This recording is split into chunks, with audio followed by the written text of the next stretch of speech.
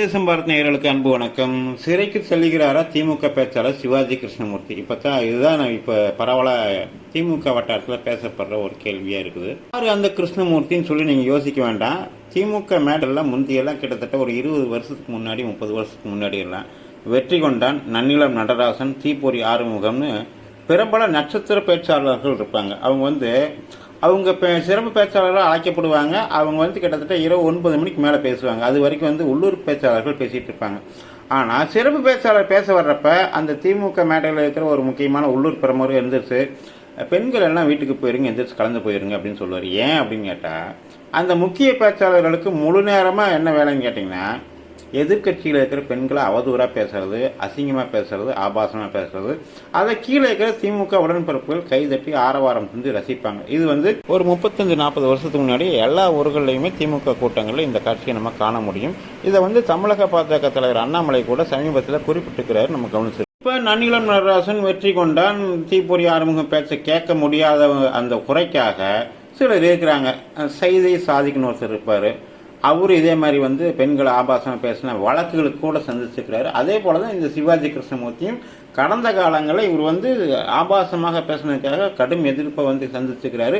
இவரை எதிர்த்து, இவருடைய ஆபாச பேச்சை எதிர்த்து மகளிர் பிரிவினர் ஆர்ப்பாட்டம் செஞ்சுக்கிறாங்க. இவர் அது தொடர்பாக சிறைக்கும் சென்ற வரலாறு சமீப காலத்தில் கூட நடந்திருக்குது.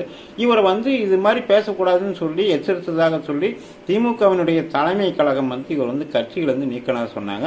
மறுபடியும் இப்போ திமுக மேடைகள் இவர் பேச ஆரம்பிச்சிருக்கிறாரு. அப்படித்தான் சமீபத்தில் நடந்த ஒரு பொதுக்கூட்டத்தில் அவர் என்ன பேசியிருக்கிறாருன்னு சொன்னால், அந்த பேச்சு சர்ச்சை கிளப்பியிருக்குது. அதாவது என்ன பேசினாருன்னு கேட்டீங்கன்னா, சமத்துவ மக்கள் கட்சியினுடைய நிறுவன தலைவராக இருந்த நடிகர் சரத்குமார் நள்ளிரவில் தனது மனைவி கிட்ட கட்சியை பாஜகவில் இணைச்சிடலாம்னு சொல்லி ஒரு கருத்து கேட்டிருந்ததாக அவருடைய பேட்டியில் சொல்லியிருந்தார். அதை விமர்சனம் செய்கிற மாதிரி சிவாஜி கிருஷ்ணமூர்த்தி ஆபாசமாக நம்மெல்லாம் பண்ணால் எப்படி பண்ணுவோம், நைட்டு எதுக்கு கூப்பிடுவோம் மனைவியை அப்படிங்கிற மாதிரி எல்லாம் கொஞ்சம் இரட்டை அர்த்தம் துணிக்கிற மாதிரி, அதாவது திமுகவினுடைய பாரம்பரியத்தை காப்பாற்றுற மாதிரி சொல்லிக்கிறாருன்னு சொல்லலாம். அப்படி அசிங்கமாக பேசி கீழே இருக்கிற திமுக உடன்பிறப்புகள் அதை கைதட்டி ஆரவாரம் பண்ணிக்கிறாங்க.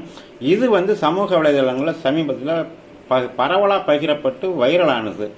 இந்த விஷயம் எப்படியோ திரு ராதிகா சரத்குமார் அவர்கள் காதுக்கு போயிடுச்சு. அவங்க அந்த காணொலி பார்த்துட்டாங்க. பார்த்து அவங்க மிகவும் வேதனை அடைஞ்சு அதிர்ச்சி அடைஞ்சிட்டாங்க. அவங்க இதுக்கு பதில் அளிச்சுக்கிறாங்க. என்ன சொல்லிக்கிறாங்கன்னு கேட்டால், ஏண்டா படுபாவி, ஜெயிலுக்கு போய் நீ திருந்தலையாடா, எல்லாம் இன்னும் அந்த கட்சியில் வச்சுக்கிறாங்களே அவங்கள குத்தம் சொல்லணும், உனக்கு போய் சாம்ராஜ்ய சக்கரவர்த்தியோட பேரை வச்சுக்கிறாங்களே, உன்னை மாதிரி ஆளுகளை எல்லாம் கடுமையாக தண்டிக்கணும்னு சொல்லி அவங்க ட்விட்டரில் கண்டனத்தை தெரிவிச்சுக்கிறாங்க. அது மட்டும் இல்லாமல் தனது உதவியாளர் மூலமாக காவல்துறை கமிஷனர் அலுவலகத்தில் சிவாஜி கிருஷ்ணமூர்த்தி மேலே நடவடிக்கை எடுக்கணும்னு சொல்லி புகார் செஞ்சுக்கிறாங்க.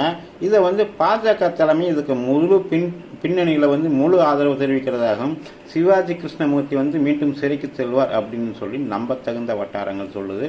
ஊரக முதலமைச்சர் மரியாதைக்குரிய திரு மு.க. ஸ்டாலின்கள் எல்லா வாக்களித்தவங்க மட்டுமில்லை அனைவருக்குமான அரசாக இந்த அரசு இருக்குன்னு சொல்லிக்கிறாரு.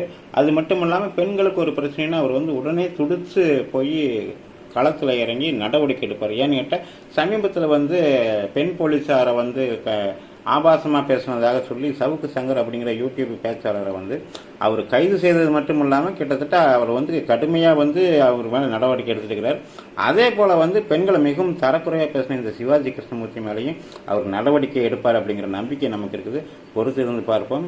நம்பர் 1 முதலமைச்சர் தனது கடமையை செய்கிறாரா என. நன்றி, வணக்கம்.